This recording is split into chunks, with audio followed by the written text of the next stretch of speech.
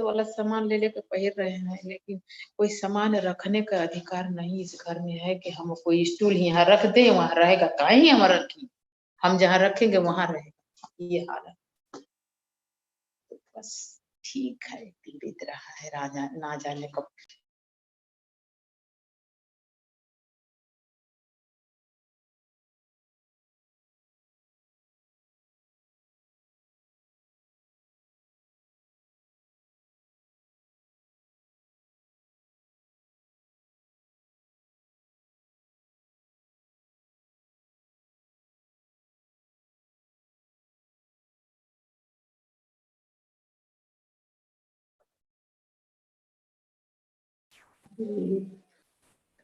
आ गया स्टार्ट। लो पागल।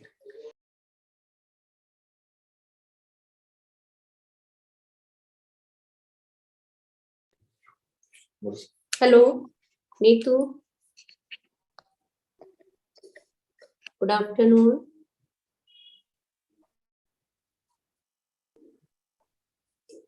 हेलो नीतू।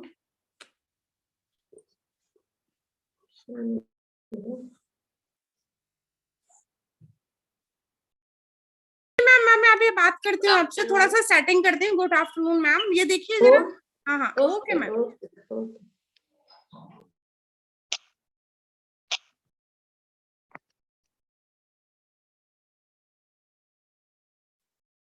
ना तो ये हट जाए। ठीक है।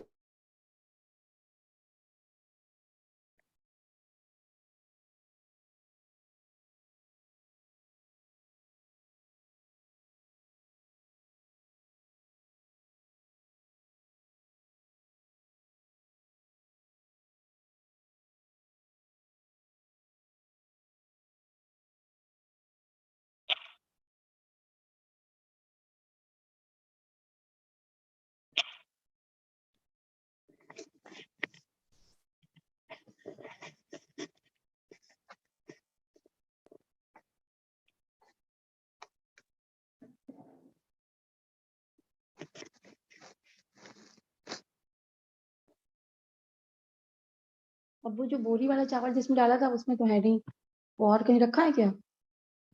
जो बोरी वाले चावल थे नीचे वाले डिब्बे में। हाँ वो बहुत बढ़िया दीपावली। नहीं तो फिर वही निकाल लो अगर वो नया है ना, वही ज्यादा, नहीं थे तभी तो तुम्हें करते। वो ज्यादा अच्छे हैं, वही निकाल लो, नहीं तो वापस कर दो उसमें।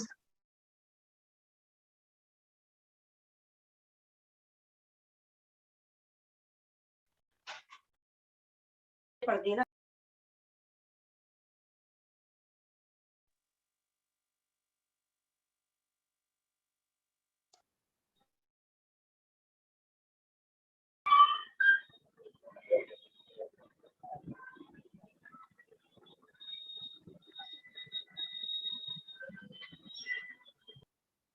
नीतू एक बार मेरा ऑडियो चेक कर लो, ऑडियो वीडियो।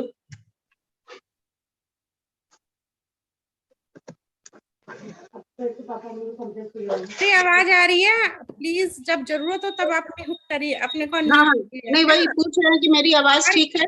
या बिल्कुल बिल्कुल परफेक्ट। ऑडियो चेक कर लो मैम, आ रही है आवाज, आ रही है, सबकी आ रही है।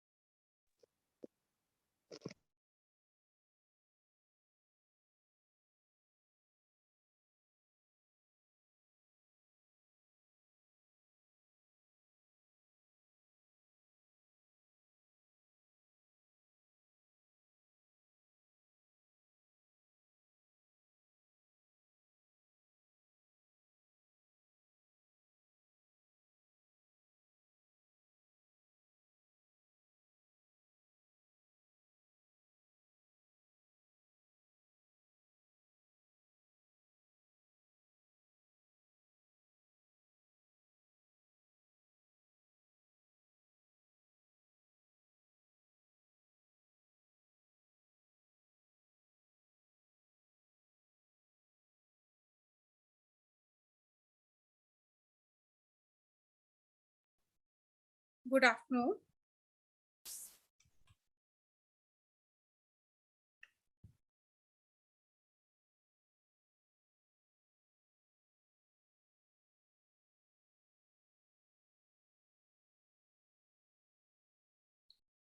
Good afternoon.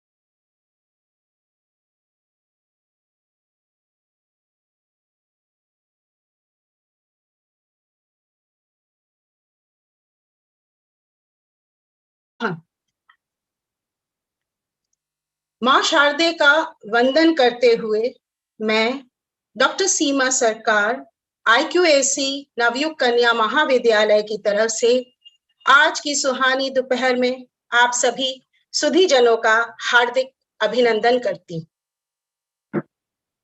Today's speaker is Professor Deepa H. Dwivedi from Horticulture Department, Baba Saheb Bhimrao Ambedkar University, Lucknow, who will enlighten us on the topic Empowering Women, Prevention of Sexual Harassment at Workplace.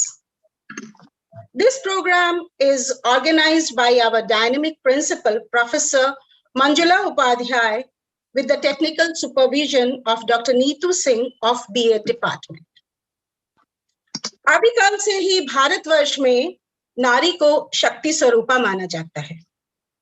हमें उस शक्ति को पहचानना और जगाना है। तो अब मैं अपनी ऊर्जावान प्राचार्य जी को स्वागत उद्बोधन के लिए आमंत्रित करती हूँ, प्रोफेसर मंजुला उपाध्याय। सभी को नमस्कार। और सबसे पहले तो हमारी जो आज चीफ गेस्ट भी हैं और कीनोट स्पीकर हैं, प्रोफेसर दीपा हंसराज द्विवेदी जी, मैं उनका स्वागत करती हूँ कि उन्होंने इतने शॉर्ट नोटिस पर इतने जो ज्वलंत इशू है उस पर अपनी सहमति दी बोलने के लिए, क्योंकि मैडम चेयरपर्सन भी हैं इंटरनल कंप्लेंट कमिटी की, जिसमें सेक्सुअल हैरेसमेंट के केसेस रजिस्टर होते हैं। किसी भी इंस्टीट्यूशन में ये कमिटी बनना जरूरी होती है। तो इसके लिए मैंने सोचा कि हमारे संस्था में हम इस कमिटी को बनाएं। उसके पहले इसके बारे में कुछ मैम से जान लें, क्योंकि वो बाबा साहब भीमराव अंबेडकर यूनिवर्सिटी में उसकी चेयरपर्सन है। और साथ ही साथ हम विमेन इश्यूज जो हैं उसको आज के टॉपिक में कवर करेंगी मैडम, क्योंकि विमेन एम्पावरमेंट से वहीं पर हैम्पर हो जाता है। अगर उसका वर्क प्लेस पे ही सेक्सुअल हैरेसमेंट का अगर केस आएगा तो जो उसकी फ्रीडम टू एक्ट है वो जो है हैम्पर होगी और उसमें बाधा आएगी, तो आगे उसकी प्रगति नहीं हो पाएगी। तो अगर वर्क प्लेस पर कन्वीनियंट एटमॉस्फेयर हो तभी प्रोडक्टिविटी और प्रोडक्शन जो है किसी भी एटमॉस्फेयर का वहां पे बढ़ सकता है, चाहे वो सरकारी संस्थान हो चाहे वो गैर सरकारी संस्थान हो। तो वहां पर ये इंटरनल कंप्लेंट कमिटी की आवश्यकता है। और जो महिलाओं से जुड़े मुद्दे, हालांकि सेक्सुअल हैरेसमेंट बोथ जो हमारे जेंडर है उनके साथ हो सकता है। कहीं पे मान लीजिए अगर फीमेल बॉस है और वो अपने अंडर मेल एम्प्लॉयज को अगर कुछ इस तरीके की जो सेक्सुअल फेवर्स है इनसे रिलेटेड बात करते हैं, तो मुद्दा दोनों तरफ से है। पर ज्यादातर देखा यही गया है कि जो विमेन है वो ही प्रे होती हैं, मतलब वो एक तरीके से शिकार बनती हैं इस चीज का। तो इसलिए उस मुद्दे पर ही ज्यादा बात होगी और हमने यहाँ पर विमेन हेरेसमेंट को ही लिया है। और खासतौर पे हमारा संस्थान जो है वो महिला महाविद्यालय है, तो इस वजह से ये मुद्दा महिलाओं से ज्यादा जुड़ा हुआ है। जितनी भी शिक्षिकाएं जुड़ी हैं उनका सबका स्वागत है, नवयुग कन्या महाविद्यालय से भी और बाहर से भी जो जुड़ी हुई हैं। और मैं जो है साधुवाद दूंगी कि जो हमारी IQAC टीम है उसने इस कार्यक्रम को मैनेज किया है। डॉक्टर सीमा सरकार इसको कोऑर्डिनेट कर रही हैं और पूरी टीम जो है वो लगी हुई है। जो IQAC है उसी की टेक्निकल टीम से डॉक्टर नीतू सिंह है जो इसका टेक्निकल मैनेज कर रही हैं और कोऑर्डिनेट कर रही हैं। आप सभी को धन्यवाद इतने बढ़िया कार्यक्रम करने के लिए।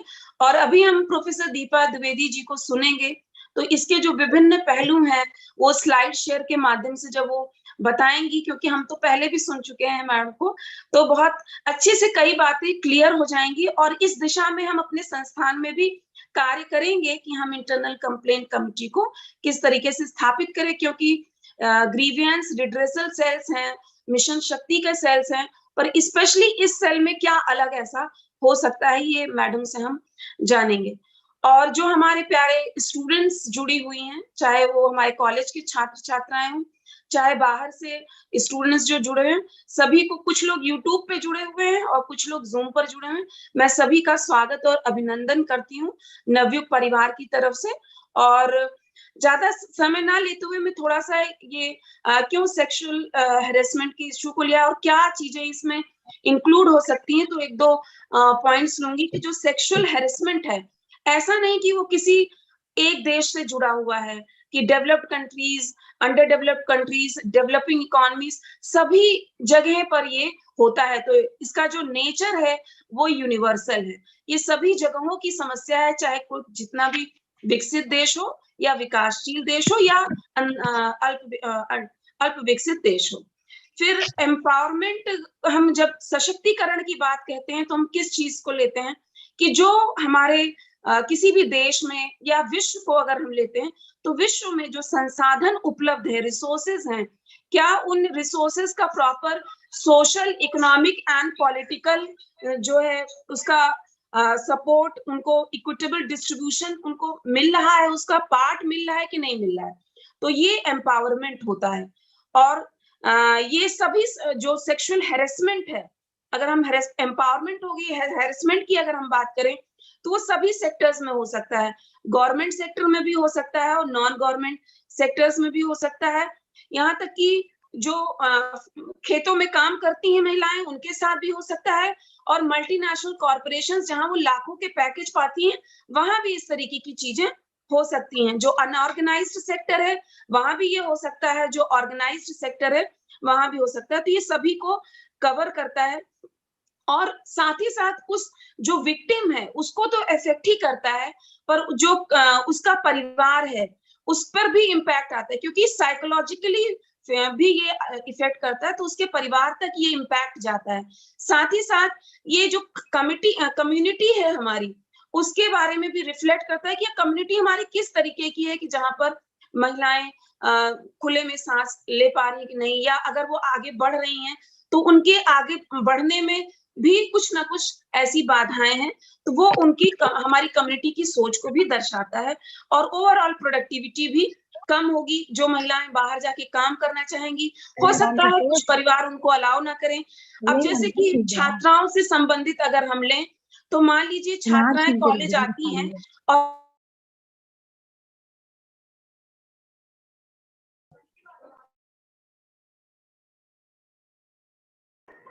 Ma'am, voice is not coming, ma'am. It was muted.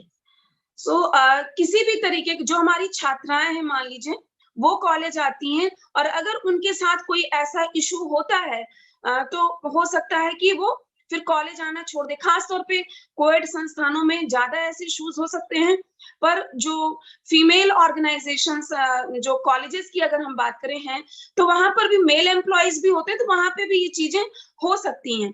अब इसमें क्या है कि अनड्यू फेवर पाने के लिए या देने के लिए इस आपका जो अनवेलकम सेक्सुअल फेवर्स मांग सकते हैं या सेक्सुअल एडवांसेस अनफेवर कर सकते हैं।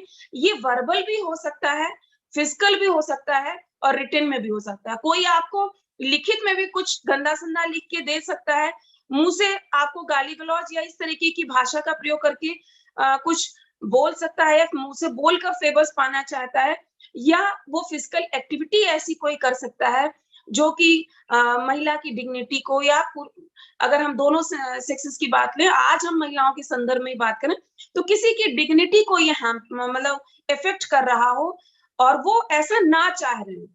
क्योंकि देखिए सेक्सुअल फेवर्स क्या है, कोई अपनी मर्जी से भी चाह सकता है, पर अगर वो नहीं चाह रहे हैं, वो वॉलेंट्री नहीं है, वो इनवॉलेंट्री, मतलब वो नहीं चाहते हैं और उसके बावजूद उनके साथ ऐसी कोई हरकत कोई कर रहा है, तो ये जो है पनिशेबल है। और मैम बताएंगी कि क्या पनिशमेंट्स मिल सकते हैं, और कभी किसी और लेक्चर में हम लोग इसके जो लीगल इश्यूज हैं, जो प्रावधान हैं, उन कॉन्स्टिट्यूशनल और लीगल, उन पर भी हम बात कर सकते हैं। क्योंकि कॉन्स्टिट्यूशन में भी हमें पता है कि जो आर्टिकल 15 है वो कहता है कि किसी भी आधार पर भेदभाव नहीं होना चाहिए, न सेक्स के आधार पर, न कास्ट, न क्रीड, न कलर, न क्लास। तो उसमें से एक सेक्स का आधार भी है कि उस आधार पर कोई भी हमारे साथ जो है डिस्क्रिमिनेशन नहीं होना चाहिए। और खास तौर पे महिलाओं के लिए स्पेशल प्रोविजंस की बात कहता है आर्टिकल 15। तो इस तरीके की जो आर्टिकल्स की बात होगी वो हम किसी और लेक्चर में बात करेंगे।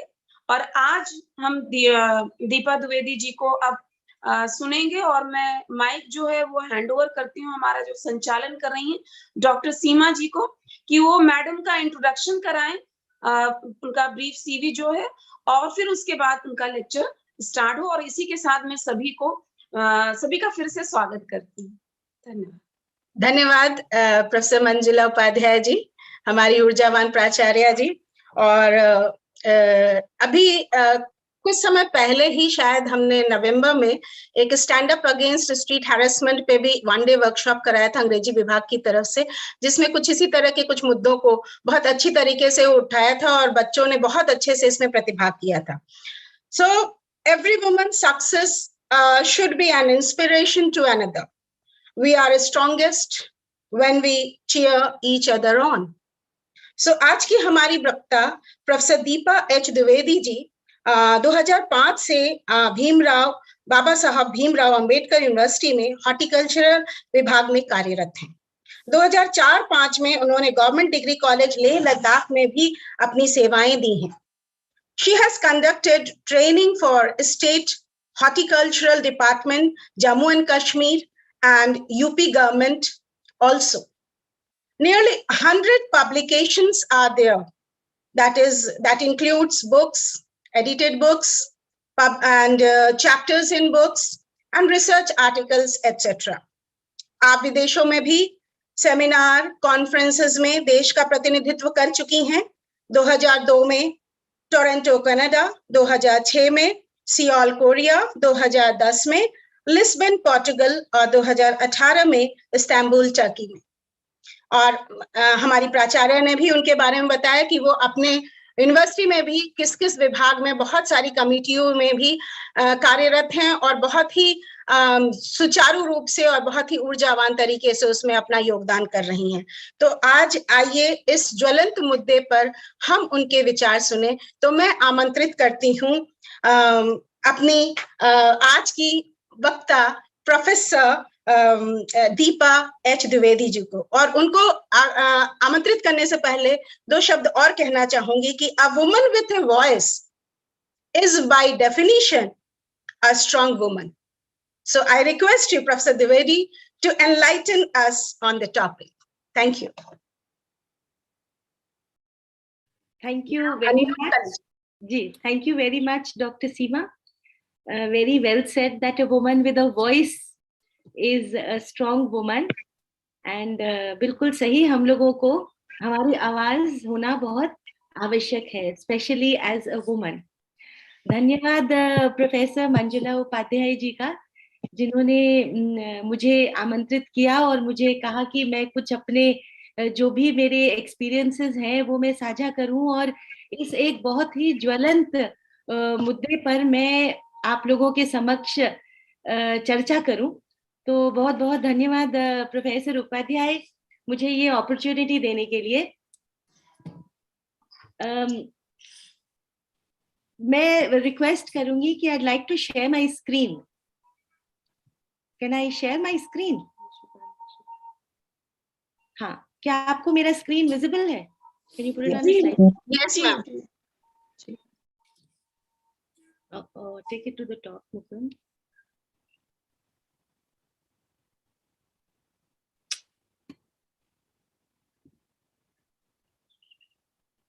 मैम विजुअल है आपकी स्क्रीन? नहीं, let me start from the beginning. Yes, you can start now. All right. So, my slides are all in English, but I will use the dual mode so that everybody can understand. तो हम यहाँ पर जो बात कर रहे हैं आज, जैसा कि मंजुला जी ने कहा, empowering women, महिलाओं के सशक्तिकरण के लिए। इससे पहले कि मैं शुरू करूं, मैं ऐसा मानती हूं कि महिलाओं को सशक्त ना होने की जरूरत है, ना करने की जरूरत है, क्योंकि जो हमारा कल्चर है, जो हमारी भारतीय कल्चर है, उसमें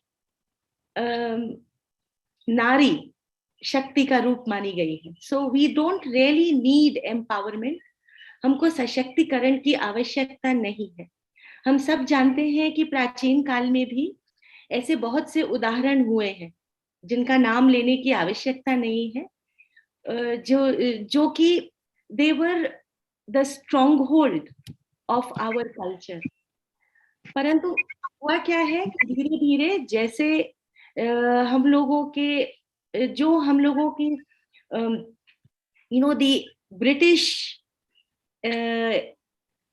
impact which was there on our society, before that the Mughal invasions which took place in India, and all those events which have happened, उससे हमारे समाज में महिलाओं के पोजीशन का थोड़ा सा पतन हुआ, और उसी वजह से शायद आज के युग में हमको एम्पावरमेंट ऑफ विमेन की बात करनी पड़ रही है।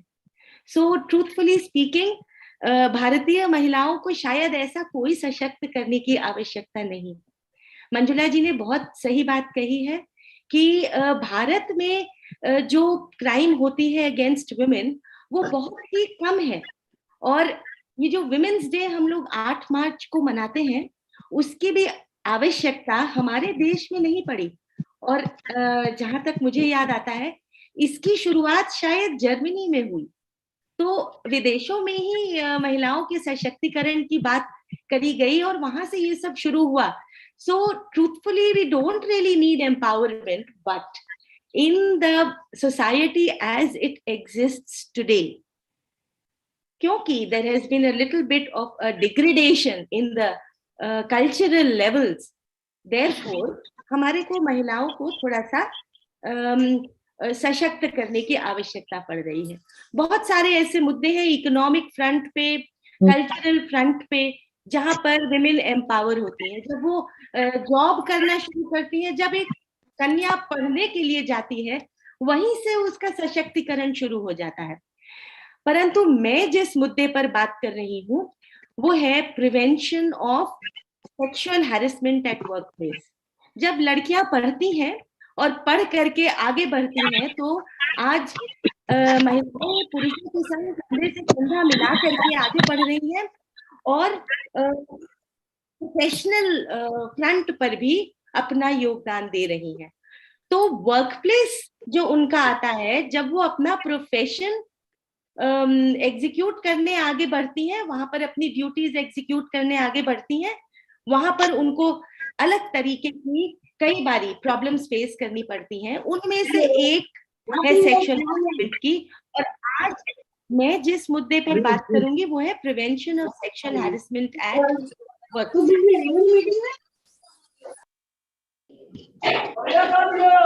जो prevention of sexual harassment at work place की बात है, ये आखिर शुरू कब से हुई? पहले से जब किसी भी प्रकार का विमर्दन होता था महिलाओं का, उनकी आवाज सुनी नहीं जाती थी। परंतु हुआ क्या, इसका जेनेसिस क्या है, इसकी जो अगर हम इतिहास देखते हैं तो एक बहुत ही इम्पोर्टेंट माइलस्टोन है जिसको कि कहते हैं Vishakha guidelines, Vishakha case, Vishakha against the state of Rajasthan.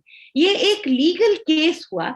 इसमें हुआ क्या था, भंवरी देवी एक वर्कर थी विमेन डेवलपमेंट डिपार्टमेंट में राजस्थान में, और उन्होंने अपनी ड्यूटीज के तहत कहीं पर एक समय पर चाइल्ड मैरिज को प्रिवेंट करने का प्रयास किया, और उस दौरान जो उनकी वार्तालाप हुई वहां के लोगों से, उस गांव के लोगों से, उसके रिएक्शन में what happened was that she was raped repeatedly by landlords of a community. और उन्होंने ये कहा कि एक महिला उठ करके हमारे सामने इस प्रकार की बात कर रही है, और ये इतनी पुरानी प्रथा है चाइल्ड मैरिज की, जिसको ये प्रयास कर रही है बंद कराने की। तो भंवरी देवी ट्रूथफुली स्पीकिंग अपनी तरफ से तो ये कर नहीं रही थी, but she was only discharging her duties as a worker under the women development programme. But this is what happened to her while she was discharging those duties. तो इन्होंने क्या किया, state of high court of Rajasthan में इन्होंने एक case दायर किया, परंतु she was not able to get justice, और जो रेपिस्ट थे they were allowed to go free. इसका प्रभाव ये पड़ा कि बहुत सारे एनजीओज देश भर में और स्पेशली राजस्थान में दे ऑल यूनाइटेड, और सोशल वर्कर्स जो थे इन्होंने सुप्रीम कोर्ट में एक रिट पिटीशन दायर किया, Vishakha against the state of Rajasthan. और वो जो रिट पिटीशन दायर हुआ उसके अगेंस्ट सुप्रीम कोर्ट ने जब अपनी रूलिंग दी, वो रूलिंग विशाखा गाइडलाइंस के रूप में प्रचलित हुई। और बहुत दिनों तक जब हम विमेन सेक्सुअल हैरेसमेंट के केसेस का कभी भी जिक्र करते थे तो उनको इन्हीं विशाखा गाइडलाइंस के माध्यम से टेकअप किया जाता था, और उनको उसी विशाखा गाइडलाइंस के माध्यम से उनका पूरा प्रोसेस किया जाता था और निर्णय दिया जाता था। So this is what is, so these Vishaka guidelines are extremely important. Now, subsequently क्या हुआ कि सुप्रीम कोर्ट ने इस बात को रियलाइज किया कि sexual harassment is a major issue which women have to face while they are discharging their professional duties. और ये पूर्ण रूप से न्यायोचित बात नहीं है। इस वजह से सुप्रीम कोर्ट ने फाइनली ये कहा, under the justice Verma committee, उन्होंने एक एक्ट पारित किया जिसका कि नाम था the act the sexual harassment of women at workplace prevention prohibition and redressal act. ये 2013 में पारित किया गया और इसको गजेट ऑफ इंडिया में भी इसका पब्लिकेशन किया गया है। So this has now become a very important act. Subsequently, Justice J.S. Verma Committee के माध्यम से इसके आगे थोड़ा बढ़ा और ये हुआ that every committee, every institution will have an internal complaints committee for prevention of sexual harassment. छोटे में इसको कहते हैं POSH, prevention of sexual harassment, and therefore then they finally said कि होता क्या है, sexual harassment से problem क्या होती है। जैसे मंजुला जी ने भी बोला, ये जो है ये fundamental rights of women जो होते हैं under article 15 of the constitution, ये उनको harm करते हैं। तो इस वजह से this prevention of sexual harassment becomes very important. और जैसे ही महिलाओं के हम राइट्स को कर्टेल करते हैं या रोकने की कोशिश करते हैं, उनसे उससे होता क्या है कि उनका कोई भी परफॉर्मेंस हो, चाहे वो अपने प्रोफेशनल फ्रंट पे हो, चाहे वो अपने होम फ्रंट पे हो, चाहे वो as a part of society है, दैट स्टार्ट्स गेटिंग हैम्पर्ड। और इसी एक चीज को रोकने के लिए इस एक एक्ट को सुप्रीम कोर्ट ने और जस्टिस जे.एस. वर्मा कमेटी के बाद ये एक्ट एनैक्ट किया गया। Now what is the definition of sexual harassment? होता क्या है सेक्सुअल हैरेसमेंट? सबसे पहले फिजिकल कांटेक्ट एंड एडवांसेस, हम लोग सब जानते हैं, किसी ने हमारे को छूने की कोशिश करी, रेप होता है, किसिंग एटसेट्रा एटसेट्रा, ऐसी बहुत सारी चीजें हैं जो फिजिकल कॉन्टैक्ट्स हैं, एडवांसेस हैं। कोई डिमांड फॉर सेक्सुअल फेवर्स कोई करे ना, परंतु आपसे कहे that spend a night with me, do this, do that, so even if it is a demand और a request, that is considered as sexual harassment. अगर सेक्सुअली कलर्ड रिमार्क्स करता है कोई, that becomes sexual harassment. Supposing somebody shows you pornography, चाहे वो mobile पर है, चाहे वीडियो पर है, चाहे आपको ब्लू फिल्म के लिए आपका कोई कॉलीग, आपका कोई सीनियर, आपका कोई जूनियर किसी भी प्रकार से पोर्नोग्राफी के लिए आपको उकसाता है या आपको कहता है कि पोर्नोग्राफी में इंडल्ज करें, ही कांट डू दैट। कोई भी दूसरा अनवेलकम फिजिकल, वर्बल या नॉन वर्बल कॉन्डक्ट जो कि सेक्सुअल नेचर का हो, ये बहुत ही इंपॉर्टेंट है। यहाँ पर जो महिलाओं को पावर एम्पावर किया गया है, इन्होंने कहा है एनी अदर अनवेलकम। तो अनवेलकम किसके लिए? महिला के लिए। हर महिला का अपना समझने का परिप्रेक्ष्य होता है, तो हर प्रत्येक महिला के परिप्रेक्ष्य में जो उसके लिए अनवेलकम फिजिकल, नॉन वर्बल या वर्बल ऐसा कोई भी एक्शन जिससे उसको लगे कि उसकी अस्मिता, उसको लगे कि वो सेक्सुअली हैरेस हो रही है, that is considered to be an act of sexual nature. Additionally हुआ क्या कि कई बार ऐसा होता था कि कोई सेक्सुअली कलर्ड रिमार्क नहीं बोलते थे लोग, पुरुष वर्ग स्पेशली कोई सेक्सुअली कलर्ड रिमार्क नहीं करते थे, परंतु परिस्थितियां ऐसी क्रिएट कर देते थे कि महिलाएं उत्पीड़ित फील करती थी, they used to feel harassed. तो अंडर द यूजीसी कुछ एडिशनल प्राविधान भी इस एक्ट के तहत इंक्लूड करे गए सब्सिक्वेंटली, और ये वो थी, supposing there is an implicit और implied explicit promise of preferential treatment। आप अगर मेरे संग उस सेमिनार में चलेंगी तो मैं आपका प्रमोशन करवा दूंगा, मैं आपकी नियुक्ति वहां करवा दूंगा, मैं आपको सैलरी में इंक्रीज करा दूंगा। किसी भी प्रकार की थ्रेट देना या डेट्रीमेंटल ट्रीट, अगर नहीं चलेंगी तो मैं ऐसा कर दूंगा। लिमिटेड और explicit threat about her present और फ्यूचर एम्प्लॉयमेंट स्टेटस, तो किसी भी प्रकार का अगर आपको थ्रेट देता है या कंजीनियल वर्कप्लेस एनवायरनमेंट को बाधित करता है कोई भी, तो आप उनके अगेंस्ट सेक्सुअल हैरेसमेंट का ये एक एक्ट माना जाता है। So supposing there is an intimidating, आपको डराने का, आपको धमकाने का, ऑफेंसिव या हॉस्टाइल वर्क एनवायरनमेंट करता है जिससे कि आप ह्यूमिलिएट हो, आपकी अस्मिता को ठेस पहुंचे, जो कि आगे चल करके आपकी हेल्थ और सेफ्टी को अफेक्ट करता है, और फिर आपसे जुड़े हुए आपके बच्चों को, आपके परिवार को, उसके आगे आपके समाज को जब वो अफेक्ट करता है, तो ऐसा कोई भी एक्ट उस सेक्सुअल हैरेसमेंट में माना जा रहा है, राइट? तो पहले ये चार जो थे points, these were not added or included in an act of sexual harassment, but subsequently as this progressed forward, these 4 points were also included.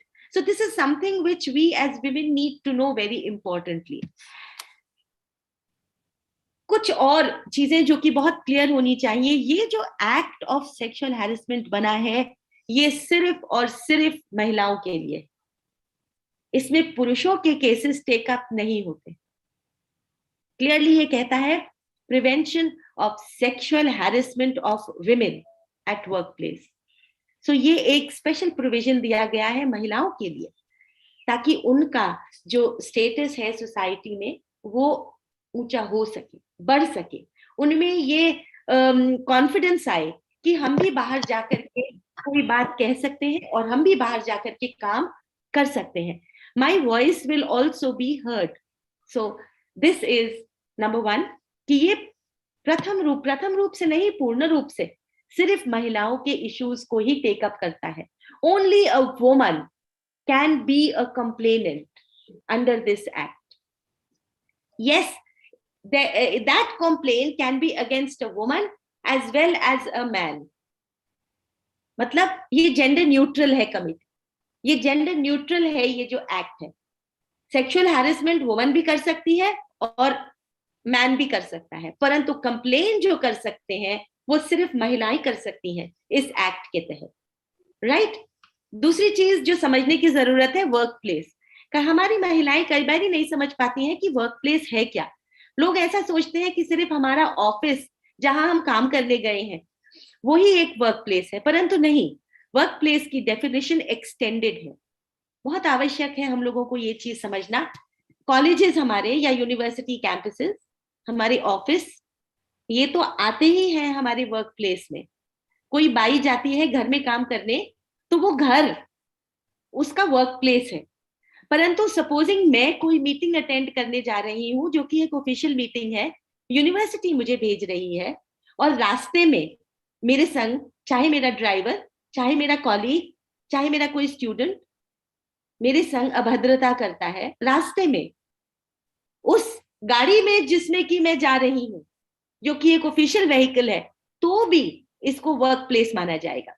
कोई ऐसी ऑफिशियल मीटिंग या कोई सेमिनार सिंपोजिया जहां पर मेरे को डेलीगेट किया गया है जाने के लिए, कोई ऑफिशियल पार्टी, किसी की फेयरवेल पार्टी है, किसी की वेलकम पार्टी है, कोई भी ऐसी पार्टी, गणतंत्र दिवस की पार्टी हो, कोई भी पार्टी हो, उसमें यदि किसी प्रकार की अभद्रता हो जाती है, provided it is an official party and not a personal party, तो that is considered as work place.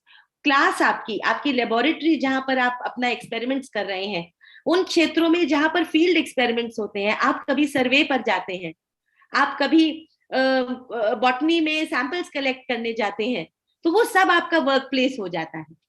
उसके अलावा ऑफिशियल रेजिडेंसेस जो होते हैं कैंपस पर जो है, या जो ऑफिशियल रेजिडेंसेस हैं, चाहे हॉस्टल्स हैं, यहाँ पर भी अगर किसी भी प्रकार की अभद्रता होती है तो इसको हम वर्क प्लेस मानते हैं, और यहाँ पर हुई अभद्रता के अगेंस्ट कोई भी महिला आवाज अपनी उठा सकती है और इस एक्ट के तहत उसको देखा जाएगा. एग्जाम्पल के तौर पर आपको मैं बताती हूँ, एक लड़की थी, एक रिसर्च एसोसिएट थी, और वो अपने घर में, अब उसके क्वार्टर रेजिडेंशियल उसकी जो कॉलोनी थी वहां पर वो एक रिसर्च एसोसिएट्स हॉस्टल में निवास करती थी.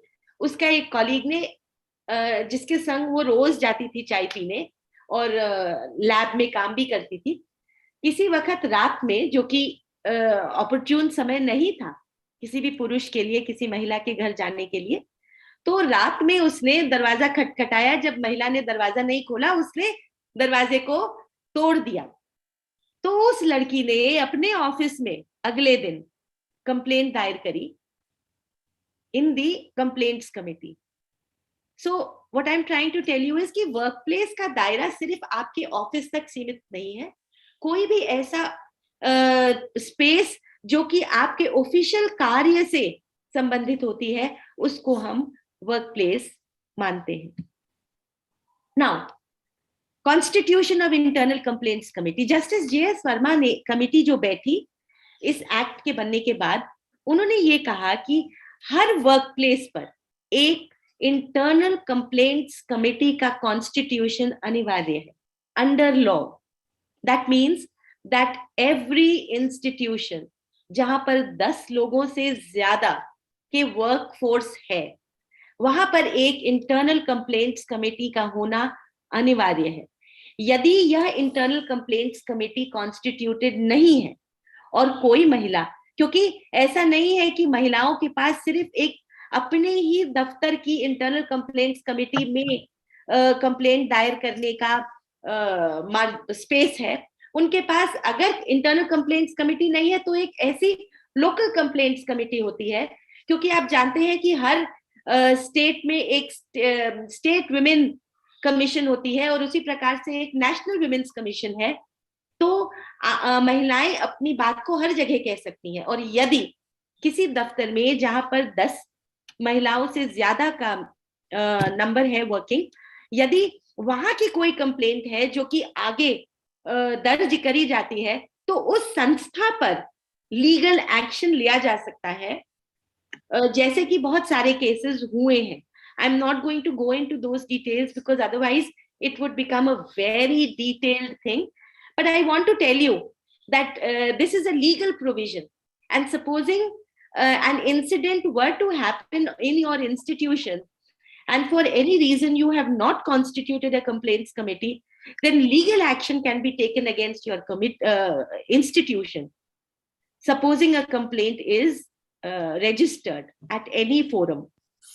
So they said that every employer of a workplace shall constitute a committee which shall be known as the internal complaints committee.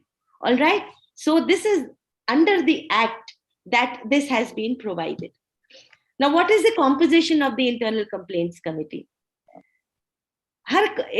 देखिए, सबसे basically every internal complaints committee comprises of 4 members.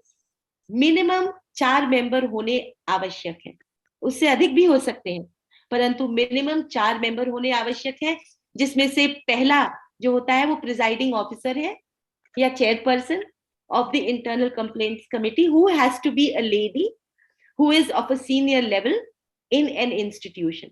यदि institution में कोई इस प्रकार से senior level की महिला नहीं है, तो आपके संबद्ध जो इंस्टीट्यूशंस है उनमें से कोई senior lady will be your chairperson.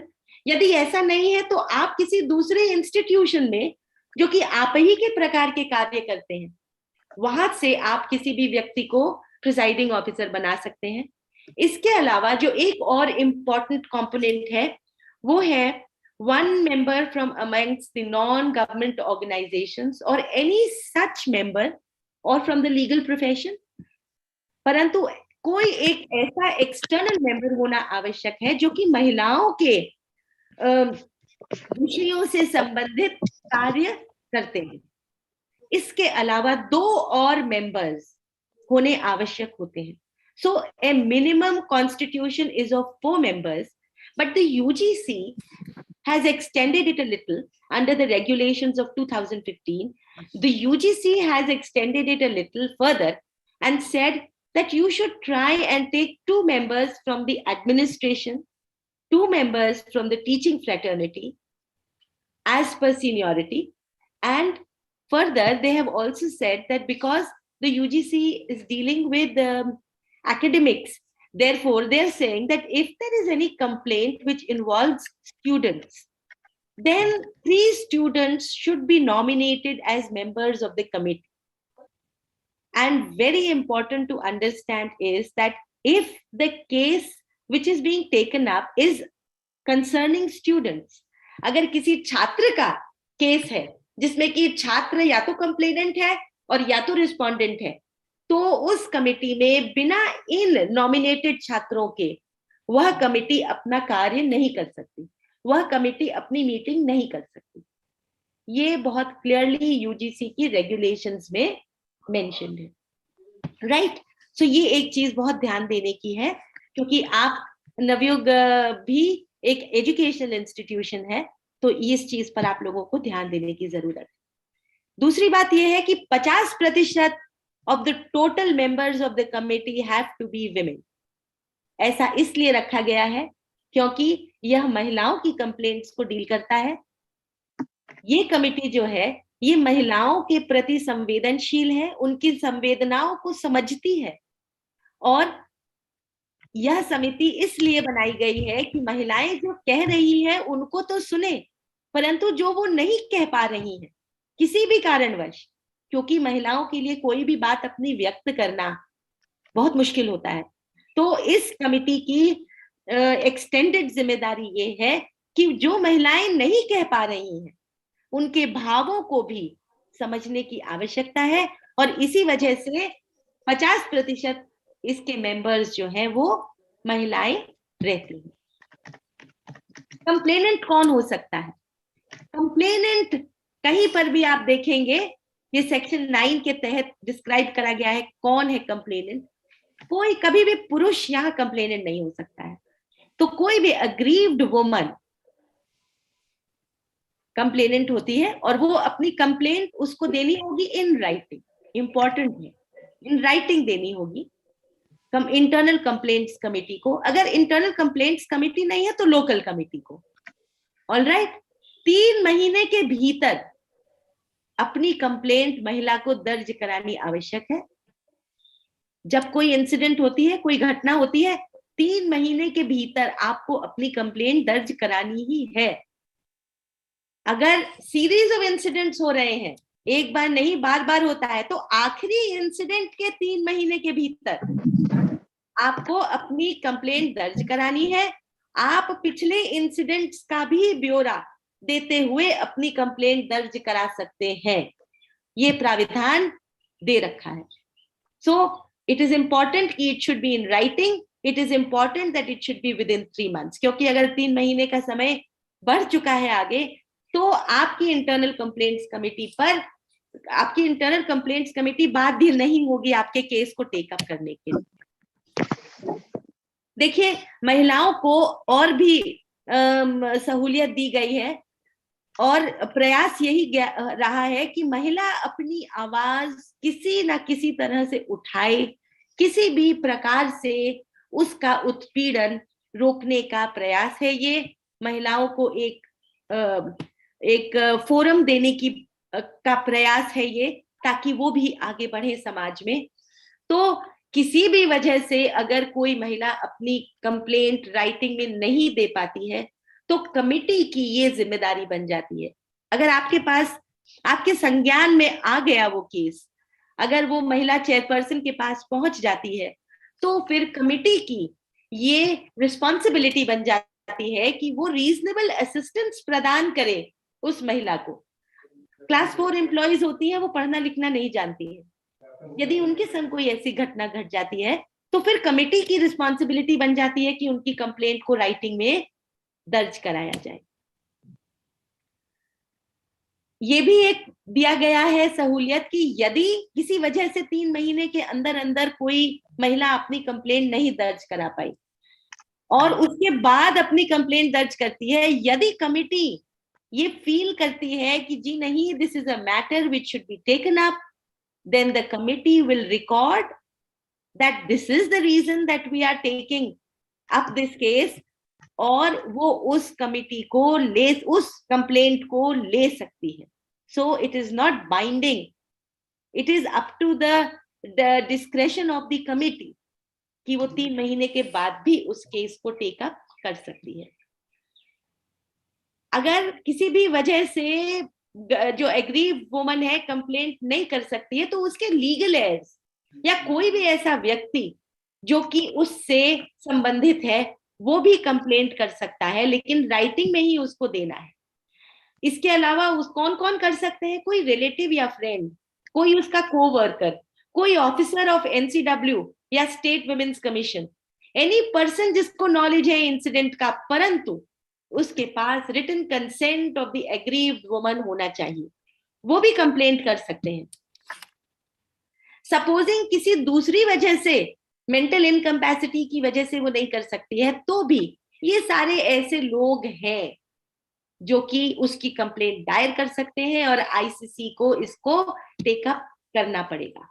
Supposing the aggrieved woman is even dead and gone, तब भी उसका जो लीगल एयर है वो कंप्लेंट दायर कर सकता है and the ICC will take up this case. देखिए, इतनी प्रकार से सशक्तिकरण का प्रयास किया है। अगर किसी भी तरीके से किसी भी महिला का sexual harassment at work place हो, so this is an act which is a very strong act, and let me tell you, under this act, ये जो इंटरनल कंप्लेंट्स कमेटी है, इसका एक अपना लीगल स्टेटस है। ये एक, यद्यपि ये एक इंस्टीट्यूशन में कमेटी है, परंतु this is a quasi judicial committee, अर्थात इस कमेटी के पास जुडिशियल पावर्स हैं और ये कमेटी सीधे सिर्फ अपने कुलपति को या अपने प्रिंसिपल को या जो अपना सबसे हायर जो हाईएस्ट अथॉरिटी, जो कॉम्पिटेंट अथॉरिटी है इंस्टीट्यूशन की, सिर्फ उसको रिपोर्ट करती है ये committee. It does not report to anybody else. It is not liable to give answers to anybody else. और इसके judicial powers इस कमेटी के पास रहते हैं. Now, ये तो हो गया कि कमेटी कैसे बनाई जाती है, उसका कॉम्पोजिशन क्या होता है, किस प्रकार से कंप्लेंट करते हैं. तो कंप्लेनेंट जब अपनी कंप्लेंट करती है, तो जब वो कमेटी के पास आती है, तो कमेटी को ये देखना है कि क्या ये सेक्सुअल हैरेसमेंट के किसी भी पॉइंट को मीट करती भी है कि नहीं करती है. क्योंकि कई बारी ऐसा भी होता है कि कई महिलाएं या कई लोग अपने खुद के स्वार्थ के लिए, अपने खुद के किसी एक पर्टिकुलर ऑब्जेक्टिव को मीट करने के लिए भी कई बारी फॉल्स कंप्लेंट्स भी डालती हैं. कई बारी मैलिशियस कंप्लेंट्स महिलाओं की तरफ से भी आती हैं. And that is the reason why the chairperson is a person of a senior level. तो उनको ये डिसर्न करना होता है कि क्या ये कंप्लेंट सेक्सुअल नेचर की है या कि नहीं, और उसके बाद ही इस कंप्लेंट को टेकअप किया जाता है. जैसे ही कंप्लेंट आती है, उस कंप्लेंट की एक कॉपी भेजी जाती है रिस्पोंडेंट को, और उनसे उसका जवाब मांगा जाता है कि ये कंप्लेंट है, इसके रिस्पॉन्स में आपको क्या कहना है. परंतु इस कमेटी के पास इतने पावर होने के बावजूद ये जो कमेटी है, ये कमेटी एक रेफॉर्मेटिव कमेटी है. और इट इज नॉट मतलब ये एक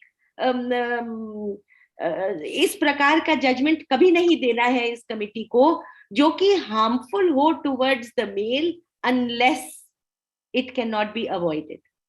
मतलब प्रथम रूप से प्रयास ये करना है कि रेफॉर्मेशन हो और उसके अगेंस्ट पिनलाइजेशन ना किया जाए, पेनल्टी ना लगाई जाए. तो पहले समिति क्या प्रयास करती है कि इंक्वायरी को स्टार्ट करने से पहले कमेटी ये प्रयास करती है कि दोनों पक्षों को बुला करके उनको समझाए और उन दोनों के बीच समझौता कराने की कोशिश करे और ये कहे कि देखिए आप या तो अपनी गलती को माफी मांगिए या जो भी बात है, और महिला को भी समझाती है कि ये अगर छोटा मसला है तो कि ये छोटा मसला है, ऐसा हो जाता है, प्रयास करें कि आप लोग दोनों अपना अपने काम की तरफ ध्यान दें, एटसेट्रा एटसेट्रा एटसेट्रा. तो सबसे पहले प्रयास ये किया जाता है कि कंसिलिएशन हो दोनों पार्टीज के बीच. पेनल्टी की तरफ कमिटी पहली ही बार में बढ़ती नहीं है. दूसरी चीज ये है कि ये भी कंसिलिएशन जो है it has to be at the request of the aggrieved woman. अगर महिला अग्री करती है इस कंसिलिएशन के लिए तभी ये कंसिलिएशन हो सकता है समिति के द्वारा, समिति के माध्यम से. परंतु अगर महिला नहीं तैयार है ऐसे कंसिलिएशन के लिए तो it can not be done. दूसरी चीज ये है कि कभी भी कंसिलिएशन में मॉनेटरी सेटलमेंट नहीं. Right. So these are two important things. बहुत जरूरी है ये ध्यान रखना. Conciliation is an integral part of this committee. Now एक बारी कंसिलिएशन हो गया, एक बार सेटलमेंट हो गया, फिर इंक्वायरी वहीं क्लोज हो जाती है और किसी भी प्रकार से उसको फिर आगे नहीं बढ़ाया जाता है अनलेस किसी भी एक पार्टी ने उस कंसिलिएशन के जो भी मसले थे उनको ब्रेक करता है. अगर कोई भी उस कंसिलिएशन के पॉइंट्स के खिलाफ जाता है तो जो भी खिलाफ गया है वो दूसरा व्यक्ति वापस समिति के पास आ सकता है and then the committee can take action against the person who has broken the provisions of the what you call conciliation. Alright. Now अब इंक्वायरी जो कंडक्ट होती है, ये इंक्वायरी कैसे कंडक्ट होती है? अगर तो जो भी रिस्पोंडेंट है जिसके अगेंस्ट कंप्लेंट आई है, अगर तो वो किसी संस्था का एम्प्लॉय है तो जाहिर बात है कि सीसीएस रूल्स के तहत वो गवर्न होता है. तो वो जो भी इंक्वायरी है it has to be conducted as per the CCS rules, उसको जो भी पेनल्टी लगाई जाएगी that will be as per the CCS rules. All right? लेकिन अगर स्टूडेंट्स के कोई मसले हैं या कोई दूसरे डोमेस्टिक वर्कर्स के या क्लास 4 एम्प्लॉइज के कॉन्ट्रैक्चुअल एम्प्लॉइज के मसले हैं, then they will be dealt with as per the provisions which are provided in their contract. ये एक समझने की बात है. Now, जब हम रिस्पोंडेंट को जैसे ही कंप्लेंट आती है कमेटी के पास, हफ्ते भर के भीतर वह कंप्लेंट इन ओरिजिनल रिस्पोंडेंट के पास भेजी जाती है कि आप अपना रिस्पॉन्स दें. तो रिस्पोंडेंट को 10 दिन के भीतर अपना रिस्पॉन्स कमेटी को भेज देना है कि जो भी उनके अगेंस्ट लगाया गया है आरोप, उस पर उनका क्या विचार है. चाहे वो तो अपने जो भी विटनेसेस वो देना चाहे, उनके नाम, एड्रेसेस एटसेट्रा सब देते हैं, ताकि कमेटी फिर आगे अपना काम शुरू करती है और इंक्वायरी का काम शुरू करती है. Now this has to be in the accordance of the principles of natural justice. हम लोग सब जानते हैं नेचुरल जस्टिस क्या है. Common sense justice. आपको रीजनेबली अपने मैटर को देखना है. It has to be, you have to take up this thing, then you have to give both the parties, not just one, a reasonable opportunity of being heard. It has to be conducted by an impartial person. बहुत important चीज है ये. जो authority है जो सुन रही है, अर्थात जो कंप्लेंट्स कमेटी है, it has to act in good faith. It should not be biased. And जो भी ऑर्डर वो पारित करती है बड़ा ही स्पष्ट होना चाहिए. 2 सेमेस्टर के लिए रस्टिकेट करिए, इनका इंक्रीमेंट रोकिए, एटसेट्रा एटसेट्रा. जो भी उसको पारित करना है उसको बड़े क्लियर शब्दों में बात को कहना है. माइनर पेनल्टी दीजिए, मेजर पेनल्टी दीजिए, एज पर सीसीएस रूल दीजिए. तो इस प्रकार से देखा जाता है. नाउ एक मिनट. हाँ, now rule of fair hearing. Sorry, आपको ये भी एक इंपॉर्टेंट चीज है. आपको एक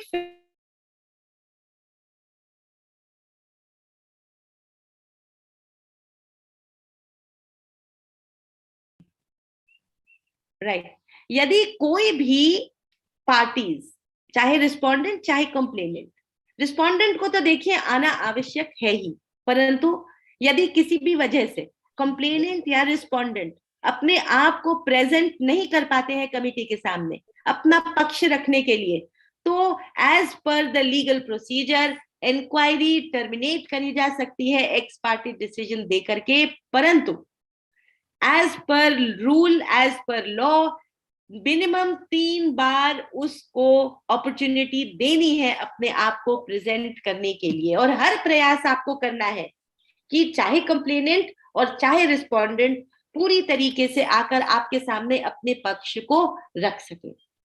एक और बहुत ही इंपॉर्टेंट एस्पेक्ट है इंटरनल कंप्लेंट्स कमेटी का कि कोई भी लीगल प्रैक्टिशनर ना तो कंप्लेनेंट का और ना तो रिस्पोंडेंट का केस का आईसीसी के सामने प्ली कर सकता है. इन्हीं दोनों को, कंप्लेनेंट को और रिस्पोंडेंट को ही अपने केस को कमेटी के सामने प्ली करना है और उसको अपनी पक्ष को रखना है. तो लीगल प्रैक्टिशनर इसमें कोई भी नहीं आ सकता है. और ये कमेटी जो है ये किसी भी लीगल नोटिस के लिए उत्तर इसको नहीं देना है.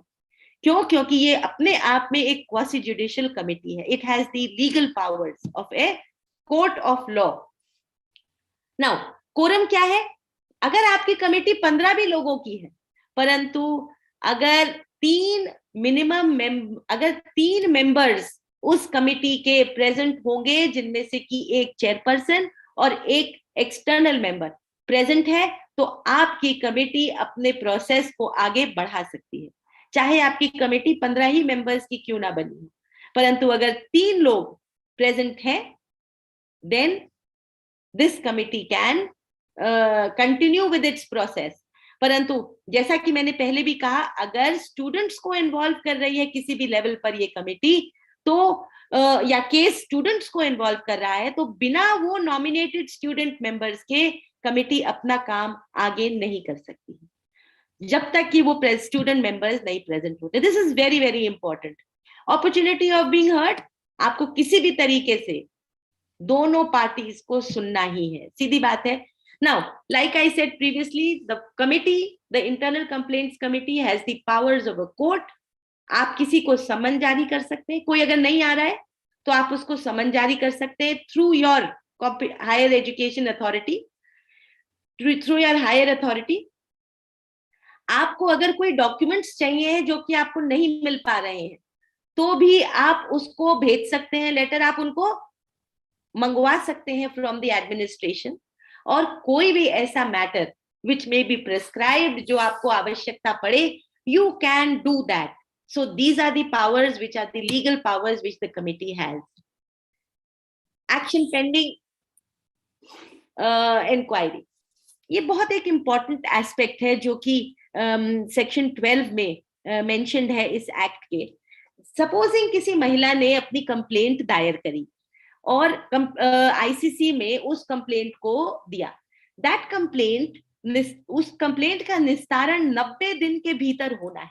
परंतु जैसे ही महिला ने अपनी कंप्लेंट दायर करी, आप समझ ही सकते हैं कि जैसे भंवरी देवी के केस में हुआ, वैसे हर देवी के केस में ऐसा होगा कि हर प्रकार के प्रेशर्स उस व्यक्ति के ऊपर पड़ने लगेंगे और उसका जो सक्षम अधिकारी है, ऑटोमेटिकली जो उसका सीनियर है, ऑटोमेटिकली चाहे उसका एसीआर होगा, चाहे उसका रिपोर्ट होगा, अगर टीचर के अगेंस्ट कंप्लेंट है किसी स्टूडेंट की, तो वो टीचर उसके कोर्स में ग्रेड, अगर किसी सुपरवाइजर के अगेंस्ट है किसी स्टूडेंट की कंप्लेंट, गाइड के अगेंस्ट है, तो वो गाइड उसके थीसिस या उसकी रिसर्च को हर प्रकार से बाधित करने का प्रयास करेगा. इस चीज को समझते हुए एक प्रावधान दिया गया है कि जब तक इंक्वायरी चल रही है, यदि महिला ये रिक्वेस्ट करती है, तब कमिटी उस महिला को उस व्यक्ति के प्रभाव के क्षेत्र से हटा सकती है. In the sense, the person then who will be dealing with the lady, yeah, the person against whom the lady has complained will not be allowed to deal with any matter of the lady. ठीक है ना? मतलब उस woman को या तो transfer कर देंगे आप, या यदि महिला कहे तो आप उसको लीव ग्रांट करेंगे. और ये जो लीव ग्रांट होगी, this will be an addition to any other kind of leave. So आप वो कर सकते हैं और किसी भी दूसरे प्रकार का रिलीफ आप एग्रीव वुमन को देंगे, जिससे कि उसको just because she has filed a complaint, she should not be traumatised further at the by any of her higher authorities. इसके अलावा जो भी आप दूसरा रिलीफ दे सकते हैं कि जो रिस्पोंडेंट है, he should not be reporting on the performance. वही जो मैंने आपसे कहा, ना उसका ACR लिखेगा, ना उसको रिजल्ट वो बनाएगा, ना उसकी कॉपी जांचेगा, ना उसकी रिसर्च को गाइड करेगा. जब तक कि इंक्वायरी का रिपोर्ट नहीं आ जाता, तब तक वह महिला उस व्यक्ति के प्रभाव क्षेत्र में किसी भी प्रकार से रहना उसका अनिवार्य नहीं है.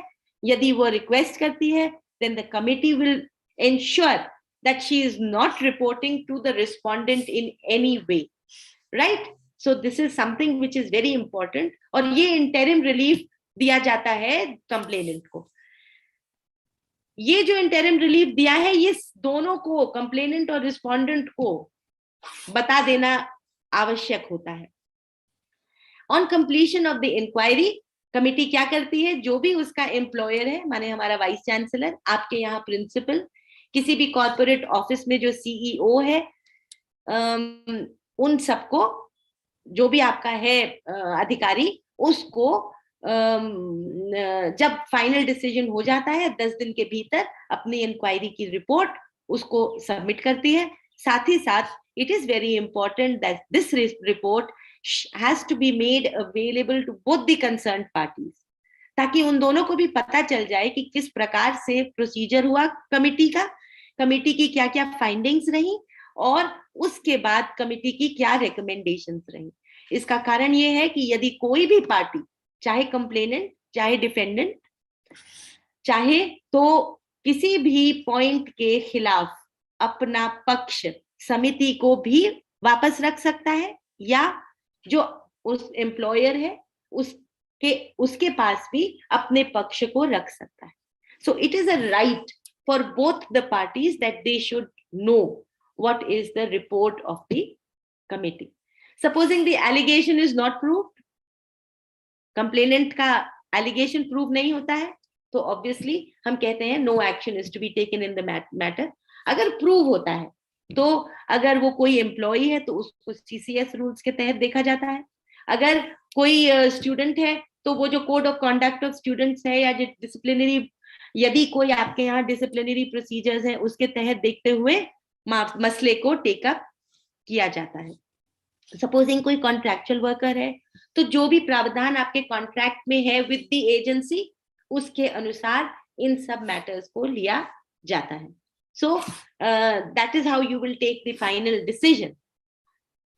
Now it's the same thing here कि अगर आपके SCCS रूल्स के तहत आप नहीं गवर्न होते हैं तो आप कैसे करेंगे। Now determination of compensation by the committee, आपको mental trauma, pain, suffering, emotional distress जिसका कि कोई पैमाना नहीं है, सिर्फ एक महिला जो दूसरी महिला की बात को समझ सकती है, उस चीज को ध्यान में रखते हुए जो लॉस इन करियर अपॉर्चुनिटी हुई है।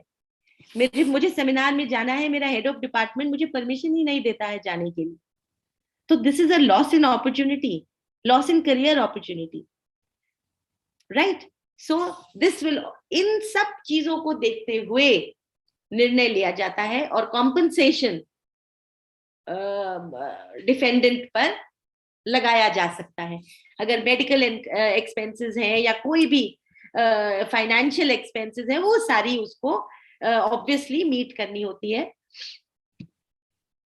और रिकवरी जो भी किसी भी तरीके से, या तो सैलरी से या सो वेजेस से, और भी सारे लीगल प्रावधान हैं, ये सब एक्ट में भली भांति मेंशन्ड है।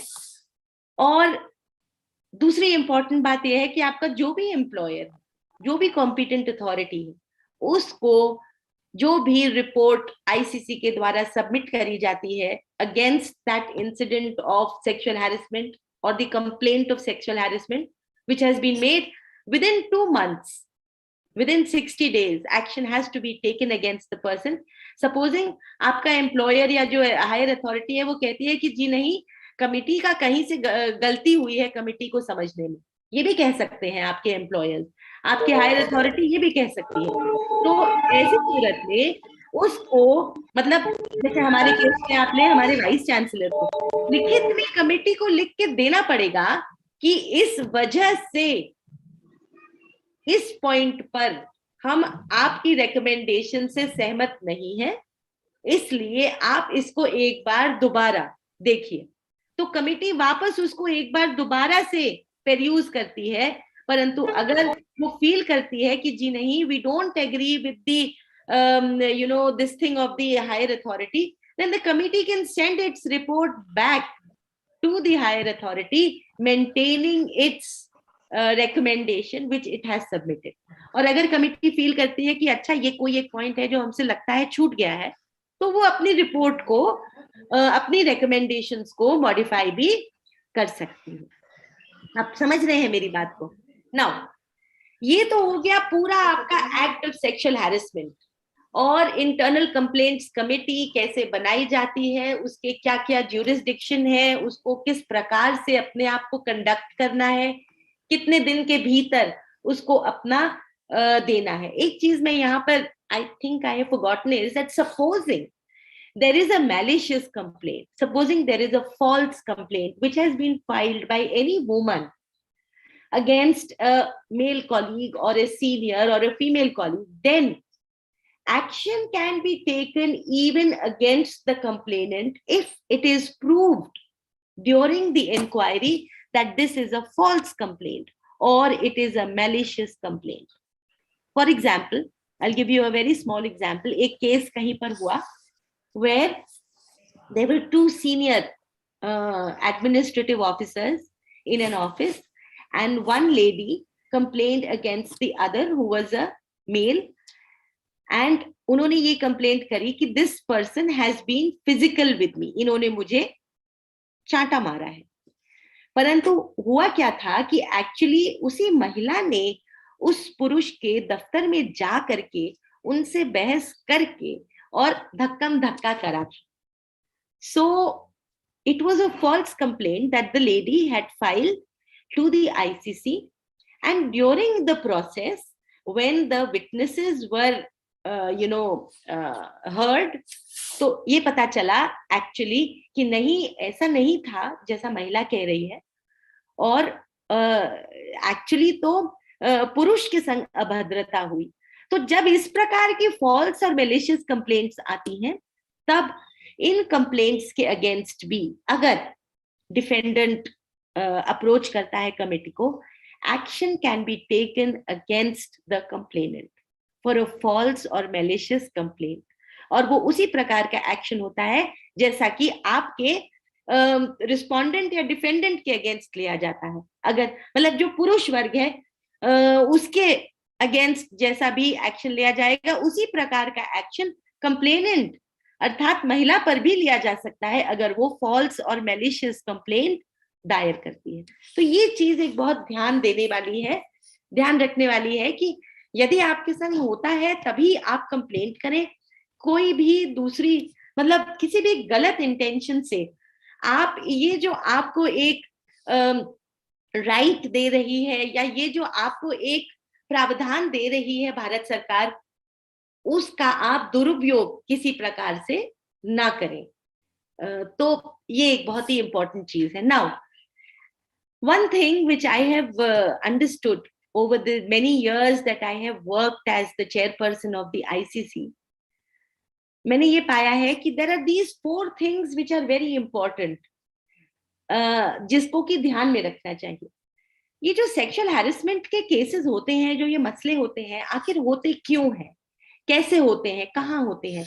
So there are basically these 4 things which are very important. Place, देखिए जो आइसोलेटेड प्लेसेस होती हैं, अकेली अंधेरी जगह, जो आपके कॉरिडोर्स हैं, कॉरिडोर्स का अंधेरा वाला भाग, क्लास है, क्लास के सबसे पीछे यदि छात्र बैठ रहे हैं तब गड़बड़ है। Supposing it is a secluded place.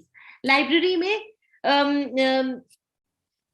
Universities में कई फ्लोर्स की लाइब्रेरीज होती हैं, और ऊपर की लाइब्रेरी में जहाँ रिसर्च जर्नल्स रखे होते हैं ऊपर की फ्लोर्स में, तो वहां पर जहाँ पर रिसर्च स्टूडेंट्स बैठ करके अपनी रेफरेंसिंग करते हैं, रिव्यू ऑफ लिटरेचर करते हैं, तो वो जनरली सेक्लूडेड एरियाज होते हैं, वहां बहुत लोग नहीं जाते हैं।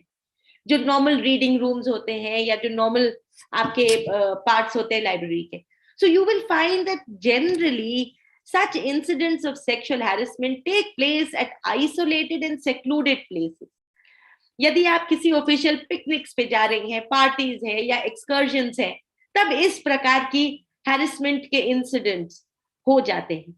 So you have to be careful, ladies have to be careful कि प्रयास ये करें कि सेक्लूडेड प्लेस में अगर जा भी रही हैं तो हम 2 महिलाएं हों या एक ग्रुप में हम जाएं। कभी भी ऐसा ना हो कि कोई एक अकेली लड़की या अकेली महिला ऐसी जगहों में फंस जाए। दूसरा समय, देखिए 9 से 5 हमारी ड्यूटी आवर्स है या 10 से 6 कहीं पर है, whatever it is, point is pre and post office timings are never good. हम अपने ऑफिस के टाइम में अपना कार्य भली भांति कर सकते हैं, तो ना तो हमको ऑफिस टाइम से पहले रुकने की जरूरत है ना बाद में। उसी प्रकार से जो हमारे विद्यार्थी गण हैं, उनको ये समझने की आवश्यकता है कि जो यूनिवर्सिटी टाइम है, जब बाकी के शिक्षक भी वहां पर विभाग में उपस्थित होते हैं और बाकी के विद्यार्थी भी विभाग में उपस्थित हैं, वो एक अच्छा समय है अपनी रिसर्च करने का। ऐसी कोई आवश्यकता नहीं है कि आप अर्ली मॉर्निंग आवर्स में दौड़ते हुए जाएं और रिसर्च करें, या सिर्फ इवनिंग ही आवर में आपकी रिसर्च हो सकती है। प्रयास करें। मैं ये नहीं कह रही हूं कि ऐसा, मैं खुद साइंस की मतलब मेरा subject is a science subject, मैं समझती हूँ बायोटेक्नोलॉजी में और केमिस्ट्री में और ऐसे बहुत से ऐसे विषय हैं जहां पर यदि आपने क्या कहते हैं डाइजेशन के लिए कोई सैंपल रखा है तो वो ज्यादा समय के लिए चलता है, ठीक है, परंतु प्रयास करें कि ज्यादा से ज्यादा कार्य आपका ऑफिस टाइमिंग्स में हो जाए। आपको सैटरडे संडे छुट्टी के दिन कभी जाना ही ना पड़े वहां। प्रयास आपको ये करें, और यदि जाना भी पड़ जाए तो कभी अकेले मत जाए, अपने साथ किसी ना किसी को ले करके जाए, ताकि single person is always better, single group is always better than two. यहाँ पर एक्ला चलो रे की फिलॉसफी कभी भी अच्छी नहीं हो सकती। So the time is very important. Then position, आप ज्यादातर पाएंगे कि जो जूनियर है वही उत्पीड़ित हो रहा है किसी सीनियर के द्वारा, या जो हायर अथॉरिटी है वो लोअर अपने कर्मचारियों को इस प्रकार से हैरिस करने का प्रयास करती। फिर परमानेंट वर्सेस टेम्पररी का ये रहता है। तो ये सब चीजों में we have to be careful and we need to deal with things properly. फिर पर्सन, कुछ लोग ही ऐसे होते हैं जो कि खुरपैची होते हैं, जिनमें कुछ थोड़ा बहुत कभी कभार ऐसा है, तो उनसे अपने आप को आप किनारे रखें। प्रयास करें कि उनके कार्य क्षेत्र में आपका किसी प्रकार से कोई दखल हो ही ना, परंतु अगर परिस्थितियां ऐसी बनी जाती हैं कि आपको उनसे डील करना ही है, तो लेट मी टेल यू, आपकी आवाज दबनी नहीं चाहिए। किसी भी प्रकार का विमर्दन किसी भी महिला को किसी भी परिस्थिति में नहीं सहना चाहिए। परंतु यह भी समझना बहुत जरूरी है महिलाओं को कि एक बार अगर आपने अपनी आवाज उठाई है, फिर उसके बाद किसी भी वजह से, चाहे वो बीच में मॉनेटरी कॉम्पेंसेशन हो, या बीच में कोई दूसरी गाजर लटका दी जाए, या बीच में आपको धमका दिया जाए, फिर आपको अपनी आवाज बंद नहीं करनी चाहिए। Because when you do this, then what happens is कि ये आगे आने वाले केसेस के लिए बहुत डेट्रीमेंटल होता है, चाहे वो विद्यार्थियों का केस हो, चाहे वो एम्प्लॉइज का केस हो। ये एक चीज समझने की आवश्यकता है। ये एक हमारी जिम्मेदारी है कि अगर हमने कंप्लेंट करने की हिम्मत करी है, जो कि सत्य कंप्लेंट है, तो हमारे को बीच में डर नहीं जाना चाहिए या अपने घुटने नहीं टेक देने चाहिए। उसको अपने अंत तक ले जाना अति आवश्यक है, for the benefit of the woman community at large. सिर्फ हमारे इंस्टीट्यूशन की नहीं, परंतु पूरे समाज में महिलाओं के लिए इस चीज की ये एक जिम्मेदारी है उस प्रत्येक महिला के लिए जो कि कंप्लेंट दायर करती है आईसीसी के समक्ष। सो this is it. And in सब चीजों को जो मैंने आपको बताया, इतने सारे हम लोगों को पावर्स मिले हैं, इतने अपॉर्चुनिटी मिली है, इतना हम लोगों को सुरक्षित रख रहा है ये जो एक्ट है 2013 का, जो पॉश एक्ट है। परंतु फिर भी मेरा ये मानना है दैट एक गुरु मंत्र जो है वो ये है कि prevention is always better than cure. प्रयास हर महिला को ये करना चाहिए कि हम जाएं, समाज में अपनी गरिमा को रखते हुए अपनी प्रोफेशनल ड्यूटीज को डिस्चार्ज करें। अननेसेसरीली हम किसी भी चीज में ना पड़े। यदि कोई हमको फंसा भी रहा हो, प्रयास करें कि हम उसको इग्नोर कर सकें, किनारे कर सकें, किसी ना किसी तरीके से अवॉइड कर सकें। बिकॉज एक जो गुरु मंत्र है जो मैं मानती हूँ वो ये है कि prevention is always better than cure. एक बारी यदि कुछ हो जाता है तो उसको फिर क्योर करने में, जैसे कि ये बड़ा ही सुंदर ये है, एक ही पत्थर रखा है प्रिवेंशन में, परंतु वो भारी है एज कंपेयर टू ये 3 पत्थर जो रखे हैं आपके क्योर करने में। क्योर करने में फिर बड़ी मेहनत लगती है। इसलिए प्रयास यही करना चाहिए कि हम किसी भी तरीके से प्रिवेंट करें ऐसा इंसिडेंट होने में। परंतु यदि हो जाए तो किसी भी तरीके से अपनी आवाज को न दबाएं, न चुप रहें, तरीके से संवैधानिक तरीके से अपनी बात को आगे कहें, क्योंकि ऐसे प्रावधान हैं जो कि आपको सरकार की तरफ से लीगली प्रोवाइडेड है, ताकि आप डिग्निटी से अपने कार्य को अच्छी तरह से कर सकें. So we women need to understand this. I don't belong to the society, I don't belong to that section of women कि just because मैं एक नौकरी कर रही हूँ और मैं फाइनेंशियली इंडिपेंडेंट हूँ, मैं वो पाश्चात्य सभ्यता के फेमिनिज्म के कॉन्सेप्ट्स को बिल्कुल भी नहीं फॉलो करती हूँ. मैं नहीं मानती हूँ कि जी नहीं, हम महिला है तो क्या हुआ, हम जो हम चाहेंगे वो हम पहनेंगे, जो हम चाहेंगे वो हम बोलेंगे, जब हम चाहेंगे तब हम घर से जाएंगे. जी नहीं, हमारे भारतीय कुछ कल्चर है, हमारे कुछ संस्कार हैं. I personally believe that those should be followed. और यदि हम उस प्रकार उन सब चीजों को फॉलो करेंगे तो परहैप्स ऐसी परिस्थितियां ही नहीं उठेंगी कि हमको कभी चप्पल उतार करके खड़ा होना पड़े, किसी लड़के को दिखानी पड़े. क्योंकि चप्पल उतार कर खड़े हो जाने में मैं बहुत विश्वास रखती नहीं. परंतु यदि कोई मेरे सामने फिर भी खड़ा हो जाए तो मैं पक्षधर हूं इस चीज की कि अन्यायी को उसी की भाषा में सबक सिखाना है. और ये हर महिला को प्रण लेना चाहिए. So this is it. Thank you very much. यही कुछ बातें हैं जो कि मैं आप लोगों के समक्ष कहना चाहती थी.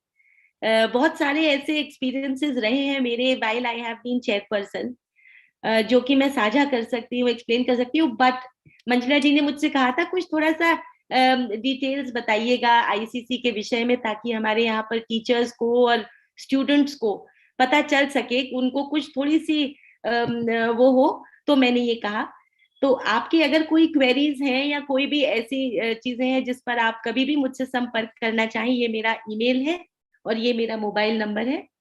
मुझे खुशी होगी यदि मैं किसी भी महिला की किसी भी तरीके से किसी भी समय पर मदद कर सकूं. बहुत बहुत धन्यवाद. मैं नवयुग महाविद्यालय की सभी मेंबर्स को और विशेष रूप से जो आपकी प्रिंसिपल है प्रोफेसर मंजुला उपाध्याय, धन्यवाद देना चाहूंगी. आपके विद्यार्थियों को का, आपके जितने कर्मचारीगण अगर जुड़े हैं, मैं धन्यवाद देना चाहूंगी कि आपने मुझे सुना और मुझे समय दिया अपनी बात को आपके समक्ष रखने के लिए. बहुत बहुत धन्यवाद. Thank you, ma'am. Thank you for the insightful, engaging, and very informative lecture. So, in the words of Eleanor Roosevelt, no one can make you feel inferior without your consent. So, आपने अपनी बात को बहुत ही अच्छे तरीके से, बहुत ही minutely, slide by slide, आपने बहुत ही डिटेल्ड वे में आपने हमको सारी चीजों से अवगत कराया और हमें बहुत सारी अच्छी जानकारियां दी. तो आपका तहे दिल से शुक्रिया. There is no limit to what we as women can accomplish. I think we all believe into it. So शायद क्वेश्चन आंसर सेशन के लिए अगर किसी को कोई क्वेरी है, I think चैट बॉक्स में तो सिर्फ आपकी तारीफें मुझे दिख रही हैं और सबको ये सेशन बहुत पसंद आया है और कुछ ऐसा ही दिख रहा है, कोई क्वेश्चन तो मुझे दिख नहीं रहा है. तो I think if there is any query, people can unmute and ask it directly to our speaker, to our guest, to our resource person. For 2 minutes, I'm waiting. Otherwise, we can formally end the session.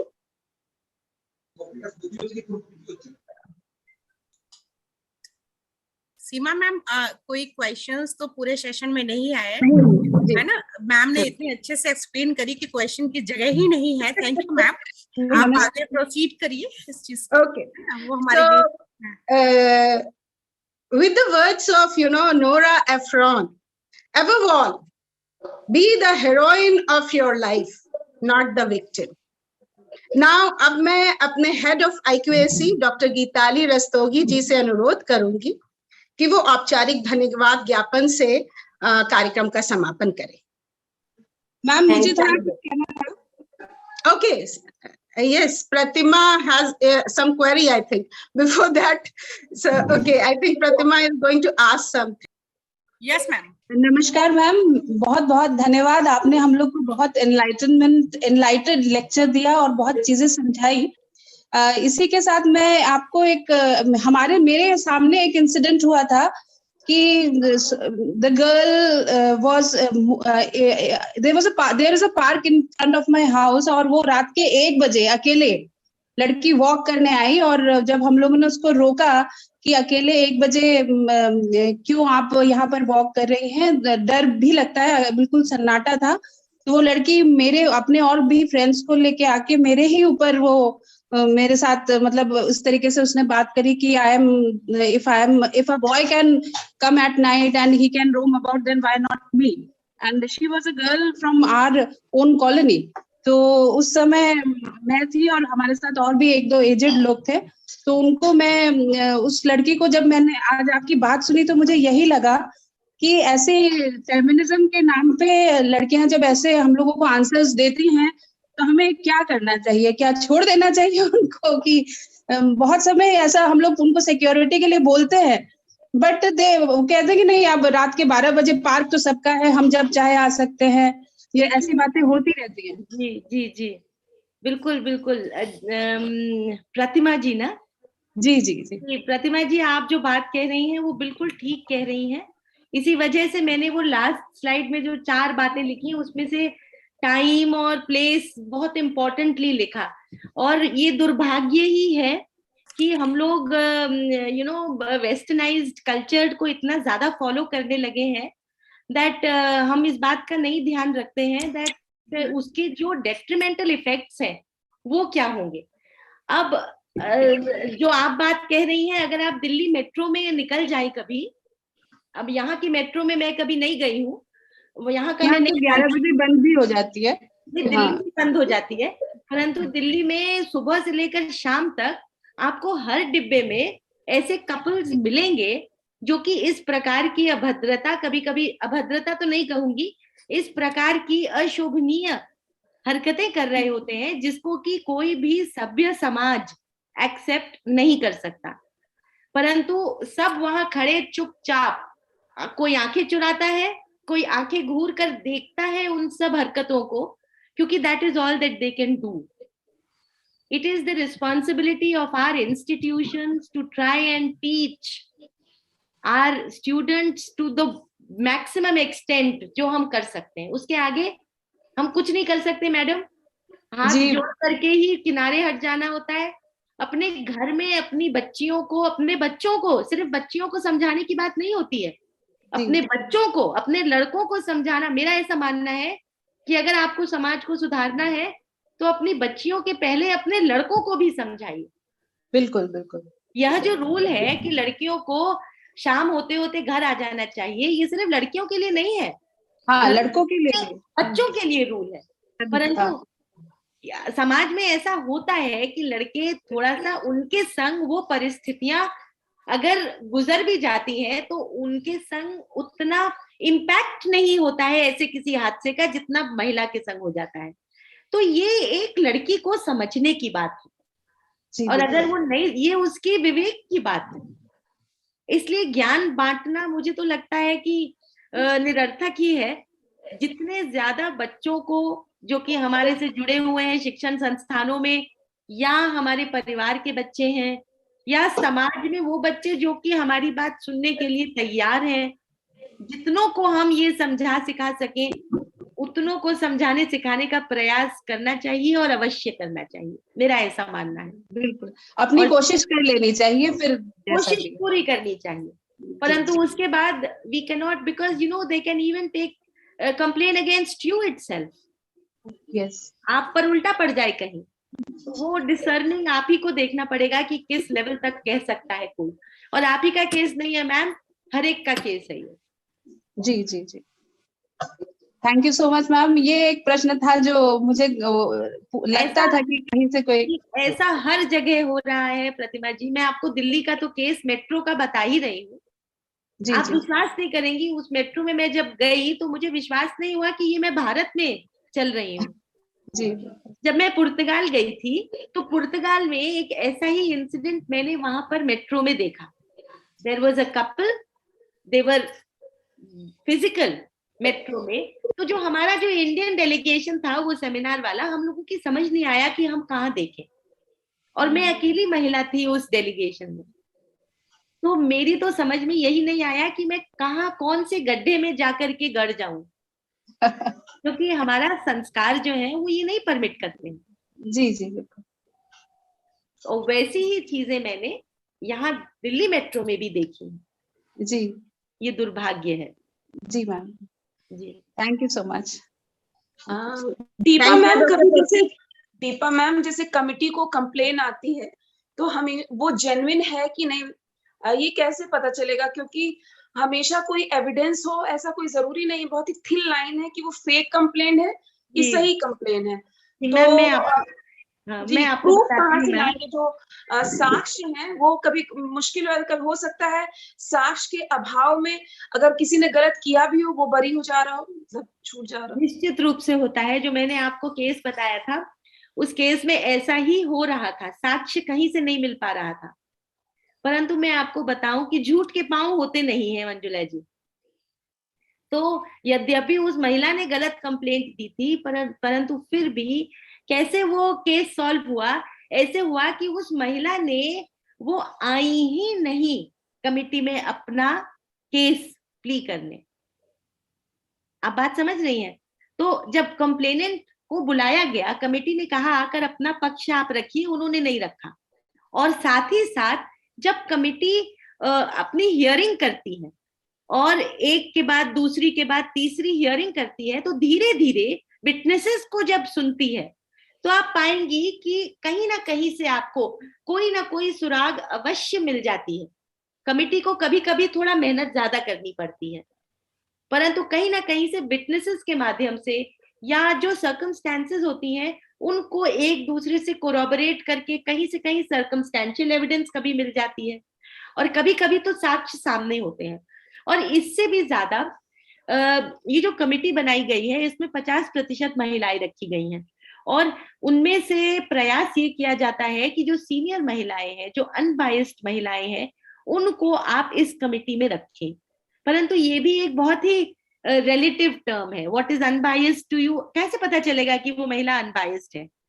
लेकिन फिर भी madam, जब 4 महिलाएं बैठ करके complainant की बात को सुनती हैं, तो जो हमारी छठी इंद्रिय है, जो कि ईश्वर ने हर महिला में दे रखी है और पुरुषों से अधिक दे रखी है, ऐसा मेरा मानना है, उस छठी इंद्रिय को अपने आप थोड़ा ना थोड़ा किसी ना किसी महिला को कुछ ना कुछ एहसास जरूर होता है कि ये लड़की क्या कह रही है, क्या इसमें कोई सत्यता है या कि नहीं है। कुछ ना कुछ आभास कमेटी को होता है। ये कमेटी मैं आपको बताऊं, मैंने तो जितने भी केसेस देखे हैं मैडम, मैंने देखा है कि प्रथम रूप से जब हम सुनते हैं बच्ची को या कंप्लेनेंट को, क्योंकि हमारे यहाँ पर हर प्रकार के केस आते हैं, एम्प्लॉयज के भी आए हैं और स्टूडेंट्स के भी आए हैं, तो उसमें जब बच्चा अपनी बात कह रहा होता है या कंप्लेनेंट अपनी बात कह रही होती है, तो उसका जो लहजा होता है, उसके जो शब्द होते हैं, और रेपिटेटिवली जब हम उससे कहलाते हैं, तो कहीं ना कहीं सुराग मिल जाता है कि कितनी सत्यता है कंप्लेंट का। परंतु ये सबसे पहले ये कमिटी के विवेक पर बहुत कुछ डिपेंड करता है, आभास करना पड़ता है कमेटी को। तो यदि आप सच में कोई इफेक्टिव कमेटी बनाना चाहती हैं जहां पर ऐसे मसलों को डील करें, तो आपको अपनी कमेटी का चयन अच्छे से करना पड़ेगा। ये बहुत आवश्यक है। और इसके अलावा दूसरा ये रहता है कि जो एनजीओ मेंबर है वो स्ट्रांग होनी चाहिए, चाहे वो महिला है चाहे वो पुरुष हो। ऐसा नहीं है कि उनको महिला ही होना है, परंतु जो भी हो वो स्ट्रांग हो, क्योंकि ये जो कमेटी है, इस कमेटी के अगेंस्ट अगर रिस्पोंडेंट या कंप्लेनेंट अग्री नहीं करें कमेटी के रिकमेंडेशन से, तो कमेटी के मेंबर्स के अगेंस्ट तो वो केस नहीं दायर कर सकते हैं। लेकिन वो कोर्ट में जा सकते हैं रिकमेंडेशंस के अगेंस्ट। तो कोर्ट उस प्रोसीजर को पूरे को पेर्यूज करता है कि किस प्रकार से कमिटी ने अपना प्रोसीजर किया है। तो उसमें से होता क्या है कि कोर्ट ज्यादा अहमियत इस चीज को देता है कि एक्सटर्नल मेंबर की क्या कमेंट्स रही है। आपको एक एग्जांपल देती हूँ कि जब पहला केस हमारे यहाँ हुआ तो एक बच्ची ने एक टीचर के अगेंस्ट कोई अपना वो दिया था, कंप्लेंट डाली थी। तो हम लोगों ने, कमिटी ने बच्ची को कहा कि आप आइए और अपीयर होइए, परंतु वो बच्ची नहीं आई। तो कमिटी ने ये कहा कि जब बच्ची आ नहीं रही है तो कैसे हम माने that this complaint is true, जो आप कह रही हैं बात। बच्ची आ ही नहीं रही है, उसने सिर्फ चिट्ठी लिख करके भेज दिया है, लेकिन उस बच्ची को आकर अपनी बात तो कहनी है। तो हमने प्रयास किया कि उस बच्ची को बुलाएं, नहीं आई। तो हमारी कमेटी ने कहा कि भाई अब जाने दीजिए, इसमें कोई सत्यता तो प्रतीत होती नहीं है। परंतु जो एक्सटर्नल मेंबर थी वो अड़ गई, बोली आप ऐसे कैसे कह रही हैं, इस लड़की का मोबाइल है। फिर उन्होंने मोबाइल पर उस बच्ची से बात करी, उस बच्ची से कहा कि आओ। अगली मीटिंग में फिर उस बच्ची ने कहा ठीक है मैं आऊंगी, अगली मीटिंग में वो फिर नहीं आई। उस एनजीओ मेंबर ने फिर भी नहीं माना, जब तक उसको 3-4 बार उसको कहा कि नहीं आप आइए। परंतु इसी वजह से कि वो बच्ची नहीं आई, तो कमेटी ने फिर ये निर्णय लिया कि जहां तक है इस बात में बहुत ज्यादा सत्यता नहीं प्रतीत होती है और ये मैलिशियस कंप्लेंट ज्यादा लगे। तो इस प्रकार से आप पाएंगी कि कहीं ना कहीं से कोई ना कोई इंडिकेशन मिल ही जाता है। अगर कमेटी क्या कहूं, एक्चुअली अपना काम कर रही है, श्रद्धा से यदि अपना काम कर ही रही है कमेटी, क्योंकि देखिए ये कमेटी ऐसी है कि जब आप इसमें बैठती हैं तो ये it is such an important responsibility जो कि आपके ऊपर दी गई है कि फिर वो कमेटी का एक अलग ही माहौल हो जाता है। मैं आपको बताऊं, उसके ऊपर जो जिम्मेदारी है वो कमेटी से बहुत ही स्ट्रिक्टली काम करवाती है। अपने आप मैंने देखा है, मुझे तो अपने मेंबर को कभी किसी को नहीं कहना पड़ा कि भाई एक बार फिर से सोचिए आप क्या कह रहे हैं। I have never found this to happen, क्योंकि ये कमेटी विमेन इश्यूज को और एट लार्ज टेकअप करती है।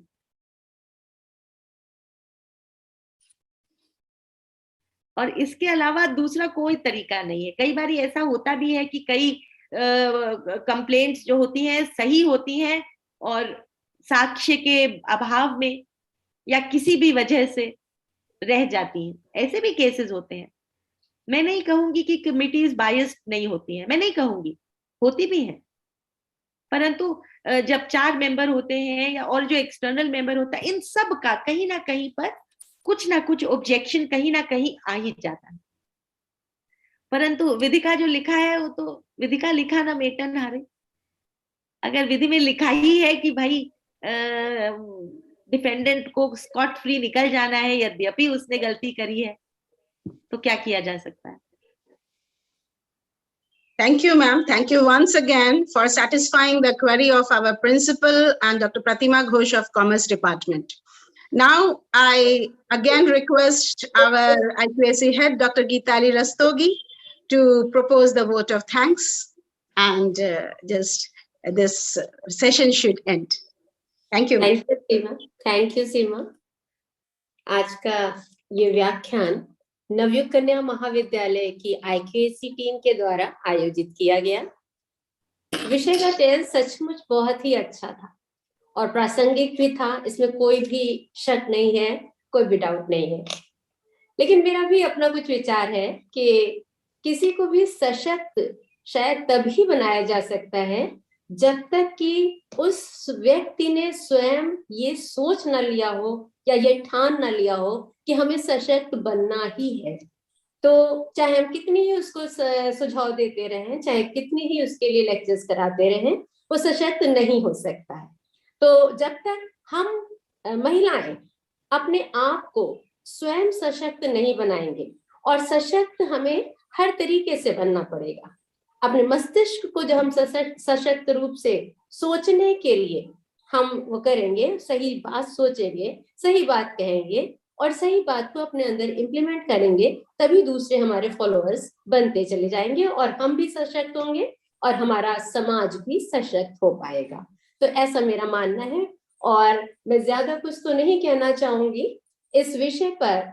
हमारे जो प्रोफेसर दीपा एस द्विवेदी जी ने अपने बहुमूल्य विचार हमारे समक्ष रखे हैं और जो उनका गुरु मंत्र उन्होंने दिया है कि prevention is better than cure, इसको हम सभी आत्मसात करने का प्रयास करेंगे। और मैम, आपने इतने कम समय में जो इतनी महत्वपूर्ण बातें हम सब तक पहुंचाई हैं, उसके लिए हम लोग आपको नवयुग परिवार की ओर से बहुत बहुत धन्यवाद देते हैं। और आपका ये लेक्चर हम फिर से मतलब कई बार सुनेंगे, शायद तभी हमें लगेगा नहीं कि हम बार बार वही चीज सुन रहे हैं और हम आपको बार बार सुनना चाहेंगे। आपने इतने सरल शब्दों में अपनी बात को हमारे तक पहुंचाने का प्रयास किया। धन्यवाद मैम। और धन्यवाद देना चाहूंगी अपनी प्राचार्य प्रोफेसर मंजुला उपाध्याय जी का, जिन्होंने अभी बहुत ही कम समय में आकर हम लोगों को बहुत कुछ नया करने के लिए हमेशा प्रोत्साहित किया है। और आज का जो ये कार्यक्रम है आपकी प्रेरणा से ही संपन्न हो पाया है। थैंक यू मैम, बहुत बहुत धन्यवाद मैम। कार्यक्रम से जुड़ने वाले सभी साथियों को भी मैं बहुत बहुत धन्यवाद देना चाहूंगी और छात्राओं को भी धन्यवाद देना चाहूंगी, जिनकी गरिमामयी उपस्थिति से कार्यक्रम की शोभा बढ़ी और हमारा कार्यक्रम संपन्न हो पाया। समस्त IQAC टीम इसका आपसी सामंजस्य बनाए रखते हुए उसने एक दूसरे का साथ देने का प्रयास किया और कार्यक्रम में सहयोग देने के लिए उसको बहुत बहुत धन्यवाद। IQAC टीम, हमारी IQAC टीम यानी हम सब एक दूसरे को भी बहुत बहुत धन्यवाद देना चाहेंगे कि एक दूसरे को सहयोग देते हुए हम इस कार्यक्रम को करवा पाए। और अंत में अगर मैं डॉक्टर नीतू सिंह जी को अलग से विशेष थैंक्स नहीं दूंगी तो शायद कार्यक्रम की शोभा में कुछ कमी रह जाएगी, क्योंकि टेक्निकल जो ऑनलाइन प्लेटफॉर्म है उन्हीं के द्वारा हमें उपलब्ध कराया गया और बहुत ही अच्छे तरीके से हमारा कार्यक्रम संपन्न हो सका। इसके लिए उन्हें भी धन्यवाद और सभी का बहुत बहुत धन्यवाद। इस औपचारिक धन्यवाद के बाद मैं डॉक्टर सीमा सरकार के पास वापस पहुंचना चाहूंगी। डॉक्टर सीमा सरकार। धन्यवाद madam. Thank you Geetali Di, and thank you everyone for your gracious presence on this occasion, and thank you once again our resource person. Really it was an enlightening session and it will be a memorable afternoon for all of us. Thank you ma'am, and thank you principal ma'am. Thank you all the faculty members, everyone. Again we with of course Deepa ma'am को बहुत बहुत धन्यवाद और IQAC team को भी धन्यवाद और खास तौर पे नीतू जी को धन्यवाद कि उन्होंने टेक्निकली बहुत अच्छे से मैनेज किया। सीमा जी ने बहुत अच्छा संचालन किया। Thank you ma'am. एक धन्यवाद जी मैम, एक देना चाहूंगी, ये सारा वीडियो YouTube पे अवेलेबल है, कॉलेज के YouTube भी। आप वहां पे जाके कभी भी इस लेक्चर को सुन सकते हैं। हम उसका मतलब आगे भी इसको कंटिन्यू कर सकते हैं। जो बच्चे नहीं सुन पाए हैं उनको हम लोग सुनने के लिए प्रेरित करेंगे अपनी छात्राओं को, ताकि वो और लाभान्वित हो। Thank you so much ma'am. मैं आप लोगों को मंजुला जी स्पेशली थैंक यू कहना चाहती हूँ, क्योंकि इतनी बड़ी फीमेल ऑडियंस और स्पेशली आपकी विद्यार्थी भी सारी मेरे ख्याल से फीमेल्स ही होती हैं जो कि जुड़ी हैं, तो इतनी बड़ी ऑडियंस के पास ये एक मसला शायद पहली बारी में ला पाई हूँ। मैं देख रही हूँ शायद 60 पार्टिसिपेंट्स आपके ज्वाइन थे। Ma'am, more than 100. More than 100. So I would like to thank you because this subject is very close to my heart. And I like to take it forward very vociferously. So thank you very much. Thank you. Pleasure is all mine. Okay, thank you, ma'am.